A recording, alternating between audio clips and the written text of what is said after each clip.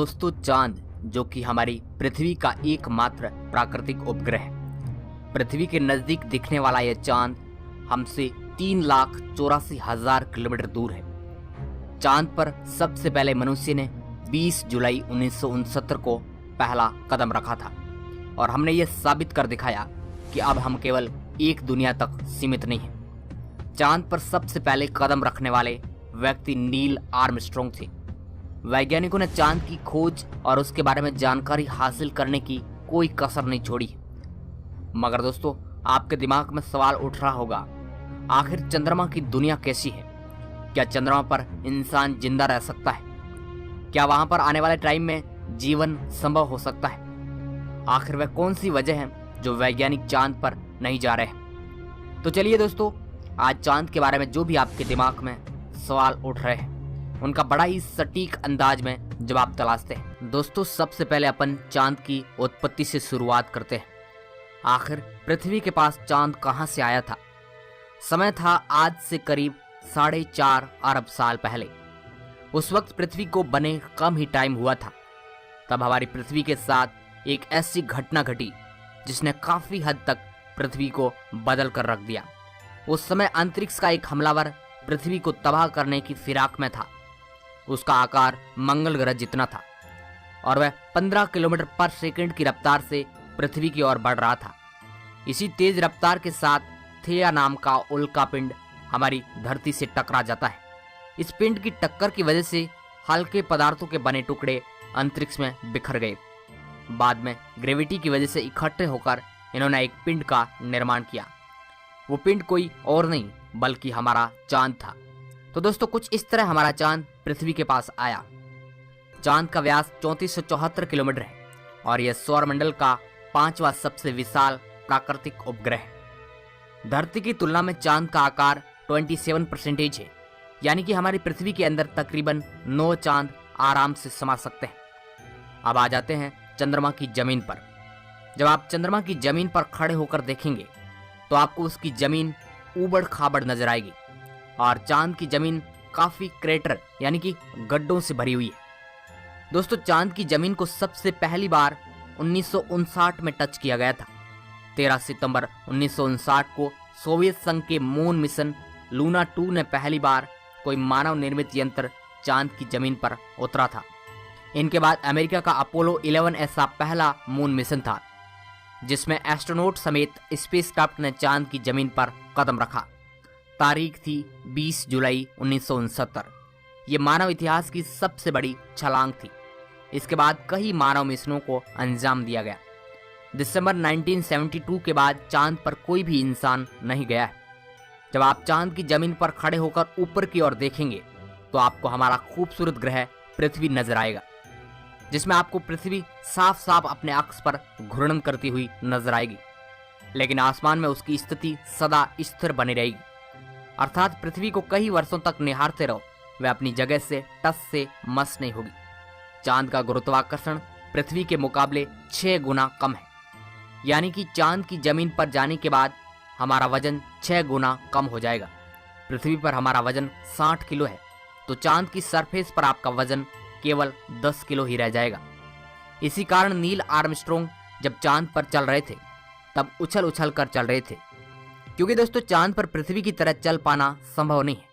चांद पर Neil Armstrong और उनके साथियों के कदमों की छाप आज भी मौजूद है, क्योंकि वहां पर हवा न होने की वजह से वह निशान मिटते नहीं है। इसके साथ ही चांद की जमीन पर कई सारे बैग्स पड़े हैं जो कि चांद पर गए अंतरिक्ष यात्रियों ने फेंके थे, जिसमें उनकी मल मूत्र और उल्टियां हैं। जब अंतरिक्ष एजेंसियों के यान चांद की जमीन पर उतरकर वापस पृथ्वी पर आए थे तो वे अपने साथ चांद की जमीन से कुल मिलाकर 296 चट्टानों के टुकड़े साथ लेकर आए थे, जो वजन में 382 किलो भारी थे, ताकि भविष्य में इन पर शोध करके चांद के बारे में और ज्यादा गहराई से जान सके। अब बात कर लेते हैं चांद पर दिन और रात के बारे में। चांद को पृथ्वी का एक चक्कर लगाने में करीब 27.3 दिन लग जाते हैं और अपने अक्ष पर भी एक चक्कर लगाने में इतना ही टाइम लगता है। यही वजह है कि चांद पर एक बार में हमें एक ही भाग नजर आता है, दूसरा भाग छिपा रहता है। वहीं चांद पर एक दिन करीब 14 दिन का होता है। रात भी इतनी ही लंबी होती है। लिहाजा चांद की सतह पर मौजूद वस्तुओं पर रात और दिन का बहुत ज्यादा असर होता है। रात में चांद का तापमान लगभग -153 डिग्री तक गिर जाता है, जबकि दिन में तापमान 180 डिग्री सेल्सियस तक बढ़ जाता है। फिर चांद के अलग अलग हिस्सों की स्थितियां भी अलग अलग है। माना जाता है कि चांद का साउथ पोल ज्यादा ठंडा होता है। रात तो वहां पर इतनी ठंडी होती है कि पृथ्वी का कोई भी मनुष्य शायद ही वहां उन हालात में रह पाए। बस्तियां बनाने की कल्पना तो दूर की बात है। अगर वैज्ञानिकों की माने तो चांद के साउथ पोल पर तापमान दिन में भी ज्यादा गर्म नहीं होता है, लेकिन रातें बहुत ही ठंडी होती है। समय गुजरने के साथ ये गिरता है, हर ओर बर्फ जमने लगती है, ठंडे अधड़ चलते हैं। यह इस क्षेत्र में रहने की स्थितियों को और ज्यादा भयानक बना देते हैं।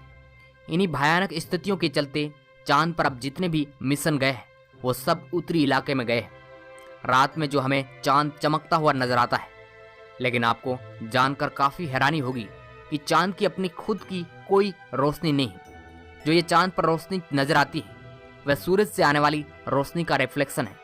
यानी कि अगर हमें सूरज रोशनी देना बंद कर दे तो चांद हमें कभी नजर नहीं आएगा। चांद पृथ्वी के चारों ओर घूमते वक्त अपना एक ही हिस्सा पृथ्वी के सामने रखने के कारण चांद का दूसरा हिस्सा आज तक पृथ्वी से किसी भी मनुष्य ने नहीं देखा है। मगर अंतरिक्ष यानों की सहायता से चांद के दूसरे हिस्से की तस्वीर तो हमने कैप्चर कर ली है। दोस्तों, चांद पर मौसम नहीं पाए जाते क्योंकि परिक्रमा के दौरान चांद अपनी धुरी पर सिर्फ 1.54 डिग्री तक तिरछा होता है, जबकि पृथ्वी 23.44 डिग्री तक झुकी हुई है। इस वजह से दो बातें होती है। एक यह कि चांद पर पृथ्वी की तरह मौसम नहीं बदलते हैं, और दूसरी बात यह कि चांद के ध्रुवों पर ऐसे कई इलाके हैं जहां कभी सूरज की रोशनी या किरणें नहीं पहुंच पाती है। चांद का गुरुत्वाकर्षण कमजोर होने की वजह से इसके पास कोई भी वायुमंडल मौजूद नहीं है। वायुमंडल की नामौजूदगी वहां पर रहने वालों के लिए सौर वायु और उल्कापिंड जैसे खतरे का डर लगातार बना रहता है। सूर्य के बाद आसमान में सबसे ज्यादा चमकने वाला कोई ऑब्जेक्ट है तो वह है चंद्रमा। जब हम पृथ्वी के आसमान की ओर देखते हैं तो हमें नीला दिखाई देता है, लेकिन चंद्रमा से देखने पर ऐसा नहीं है। वहां से आसमान हमें ब्लैक नजर आएगा। पृथ्वी पर समुद्री ज्वार भाटा चंद्रमा के गुरुत्वाकर्षण की वजह से ही आते हैं। कुछ वैज्ञानिक ऐसा अनुमान लगाते हैं कि अगर चंद्रमा गायब हो जाए तो पृथ्वी पर मात्र दिन 6 घंटे का रह जाएगा। जब चंद्रमा अपनी कक्षा में घूमता हुआ सूर्य और पृथ्वी के बीच में होकर गुजरता है और सूर्य को पूरी तरह से ढक लेता है तो उसे सूर्य ग्रहण कहते हैं। दोस्तों, चांद पर पानी को भारत ने खोज निकाला था। भारत के कई वैज्ञानिकों ने कहा था कि चांद पर पानी है, मगर किसी ने भी नहीं खोजा। अभी जो आप वीडियो देख रहे हैं, अगर ये अटक अटक कर चल रहा है तो आप चांद पर जा सकते हैं, क्योंकि अमेरिकी अंतरिक्ष एजेंसी नासा ने वर्ल्ड रिकॉर्ड में अपना नाम दर्ज करवाते हुए चांद पर वाईफाई की सुविधा उपलब्ध कर दी है, जो कि 19 Mbps तक इंटरनेट स्पीड देता है। पृथ्वी से गोल दिखने वाला यह चांद असल में गोल नहीं बल्कि अंडाकार है। चांद हमारी धरती से हर साल 1.5 सेंटीमीटर दूर खिसकता जा रहा है। इसका पता तब चला जब चांद पर एक 18 इंच की परावर्तक चादर लगाई गई, जिस पर लेजर पड़कर आने के बाद वैज्ञानिकों के सामने ये नतीजा निकला। इस तरह 5 अरब साल बाद चंद्रमा को पृथ्वी की परिक्रमा करने में 47 दिन लगेंगे। पृथ्वी से देखने पर जो चांद पर काले धब्बे दिखाई देते हैं, असल में वे धब्बे नहीं बल्कि गड्ढे और क्रेटर हैं, जहां पर सूर्य की रोशनी नहीं पहुंच पाने की वजह से वे धब्बे नजर आते हैं। क्या हम इंसान एक बार फिर चांद की धरती पर कदम रख पाएंगे? इस बात का जवाब मुझे हाँ देने में कोई संकोच नहीं है, क्योंकि ये तो भविष्य की बात है। 1950 के दशक में कौन जानता था कि हम अगले 20 सालों के अंदर ही चांद पर कदम रखेंगे। वैज्ञानिकों के नजरिए से देखा जाए तो चांद बड़ा ही मनमोहक और दिलचस्प है। वैसे तो हमें पक्के तौर पर पता है कि अरबों साल पहले हुई कुदरती उथल पुथल से धरती से जो चट्टानों के टुकड़े निकले, चांद उन्हीं से बना है। इस बात में बिल्कुल भी संदेह नहीं है कि चांद पर जाना काफी खर्चीला है। अनुमानित लागत लगभग 35 अरब डॉलर है। वैसे ये भी ध्यान देने वाली बात है कि इंसान वहां जाने के बाद वहीं मौजूद संसाधनों का इस्तेमाल करने लगेगा तो लंबे समय में पैसे की बचत भी होगी। हमें इस बात का पता है कि चांद पर बड़ी मात्रा में बर्फीला पानी है और चट्टानों में ऑक्सीजन कैद है। इसलिए चांद के भावी नागरिकों के लिए हवा और पानी की जरूरतें पूरी की जा सकती है, मगर इस बात को पक्की पुष्टि के साथ भी नहीं कहा जा सकता है। चांद पर जाने की अन्य वजह है, वहां हीलियम से बड़ी सस्ती ऊर्जा के दोहन की क्षमता है। इसके साथ ही पर्यटन की संभावनाएं तो है ही। सूर्य का चक्कर लगाते हुए मंगल और बृहस्पति ग्रह के बीच अरबों उल्कापिंड घूम रहे हैं। कई ऐसी चट्टानें चक्कर लगा रही है जिनका आकार फुटबॉल के बराबर है और इससे कई गुना बड़ा भी है। इनमें से अधिकतर चट्टानों में पानी, हाइड्रोजन, ऑक्सीजन और कई तरह की मूल्यवान धातुएं भी है। उल्कापिंडों से काम की चीजें कैसे निकाली जाए, अमेरिकी अंतरिक्ष एजेंसी नासा इस पर अध्ययन कर रहा है। एक विचार यह है कि इस सामग्री का इस्तेमाल कम लागत पर अंतरिक्ष में किसी तरह का ढांचा खड़ा करने में किया जा सकता है। ये काम खर्चीला है, लेकिन लंबे समय में फायदे की उम्मीद की जा सकती है। दोस्तों, बस्तियां बसाने के लिए हम चांद पर ही क्यों जाए? अंतरिक्ष अन्वेषण की पहल के लगभग 60 वर्ष के इतिहास में इसका जवाब स्वाभाविक है कि हमारे पास संचार के साधन है। हम मौसम का पूर्वानुमान लगा सकते हैं, जलवायु परिवर्तन को समझ सकते हैं। हम चांद पर पहले ही 6 बार जा चुके हैं। अपोलो 17 मिशन सबसे अधिक 3 दिनों तक चांद पर रहा, जहां 3.8 करोड़ वर्ग किलोमीटर जमीन है, जहां इमारतें बनाई जा सकती हैं। असंभव नाम की चीज तो मनुष्य के लिए, खासतौर पर वैज्ञानिकों के लिए कुछ भी नहीं है। मगर दोस्तों, चांद पर जीवन बसाना इतना भी आसान नहीं, जिसमें कई सारी कठिनाइयों का सामना करना पड़ेगा। चंद्रमा का तापमान रात में ज्यादा गिर जाता है और दिन में काफी बढ़ जाता है।